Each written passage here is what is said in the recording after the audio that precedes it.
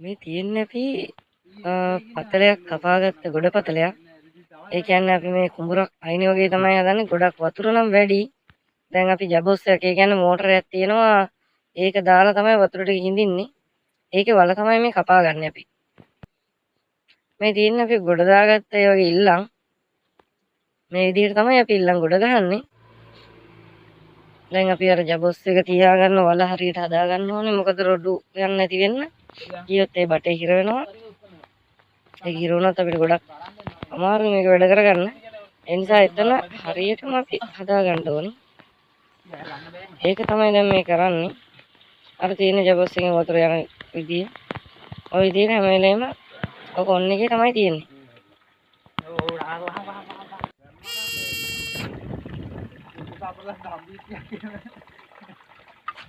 මේ විදිහට තමයි අපි ඔය බලන්න එන වතුර කන්දරාව. ඕක ඉතින් අපි විනාඩි 2-3ක් නවත්තලා තිබුණොත් වල ප්ලැට් වෙන්නම ඒ කියන්නේ සම්පූර්ණම වතුර පිරෙනවා. ඒ තරම් වතුර තියෙනවා. ඕක ගොඩ අමාරුවෙන් තමයි මේක කරන්නේ. ඉතින් අපිට රජයෙන් කිසිම සපෝට් එකක් නැහැ නේ මේවට. නැත්තම් මැණික් කර්මාන්තේ දිනු කරොත් මේ ලංකාවේ තියෙන ණයවැරෙන් ගොඩක් නිදහස් වෙන්න පුළුවන් කියලා මට නම් හිතෙනවා. මොකද ඒ තරම් මේ අපේ පොළොවේ තියෙනවා මැණික්. මේ තියෙන්නේ මේ අපි ගරා ඒ වගේ ගරා ගන්න විදිය. මේ අපි දැන් දොලට ඉල්ලම් ටිකක් ඇදලා තියෙන්නේ. ඒ ඇදපු ඉල්ලම් වලින් අපි මේ ගරා ගන්න තමයි හදන්නේ. මේ විදිහට වට්ටිය කියන්නේ ඒකට වට්ටිය දාලා වට්ටියට තමයි ඉල්ලම් ටික දාන්නේ. දාලා ඔය විදිහට කරකව ගන්නවා. ඒකට ශිල්පයක් තියෙනවා. ඒකට ප්‍රගුණ වෙච්ච කට්ටියට විතරයි පුළුවන්. එහෙම නැතුව හැම කෙනාටම මේක කරන්න බෑ. එහෙම වුණොත් මැණික් ගල් පිට වෙනවා. ගොඩක් පරිස්සමෙන් කරන්න ඕනේ දෙයක්. ඒකට පළපුරුදු අයට විතරයි මේක කරන්න පුළුවන්. හැමදාටම කරන්න බෑ. ඔන්න ඔය විදිහට තමයි ගන්න. අපි බලමු මොකද වෙන්නේ කියලා දවසේ chance එක.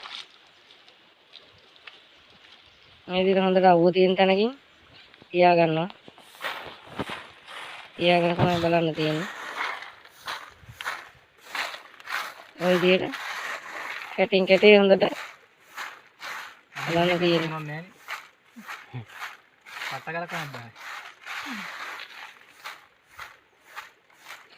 ඉස්සරහට බලාපොරොත්තු වෙන මම ගොඩක් ලොකු වීඩියෝ ටිකක් ගේන්න.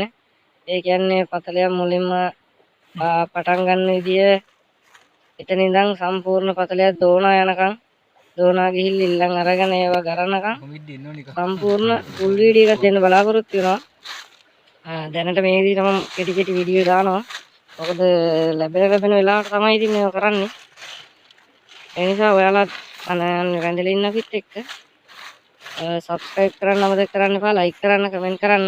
ඔයාලා අදහසක් තියෙනවා නම් ඒ වගේම යාළුවෙකුට බලන්න හොඳයි කියලා හිතනවා නම් ෂෙයා කරන්න. තව ගොඩක් වටිනා වැදගත් වීඩියෝ ටිකකින් ඉස්සරහට හම්බ වෙන්න බලාපොරොත්තු වෙමින් අදට ඔයාලන් සමුගන්නවා. එහෙනම් ඔබට සුබ දවසක්.